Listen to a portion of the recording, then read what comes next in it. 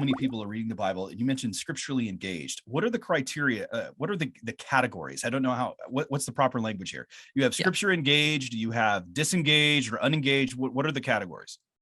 So we break this down into 3 categories just to make it easier for people to understand. The majority of Americans, 145 million right now, are what we call Bible disengaged. And the easiest way to think about that, these are people who never really choose to interact with the Bible. I mean, they might hear it by accident at a wedding or at a funeral or at some event that they go to, but they're not reaching for the Bible, picking it up and trying to see what it says. Then there's a big group of people in the middle that we call the movable middle. They're a really interesting group of people. They're kind of Bible test drivers.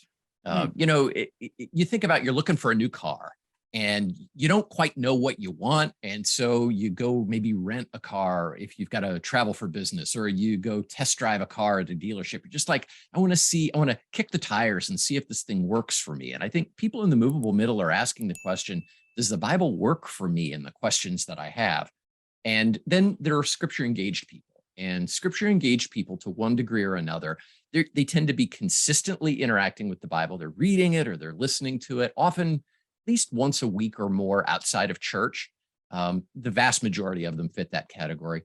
And they allow the Bible to be a guide for them. When they have questions about, boy, what should I do in my relationships, or what decisions should I make that I'm facing, they often will refer to scripture, if not explicitly an explicit teaching of scripture, you should do this and not do that, like the 10 Commandments. They're trying to derive the wisdom and the overall story of scripture and make sure the decisions they're making are in line with what God would want them to do and what would be honoring to God.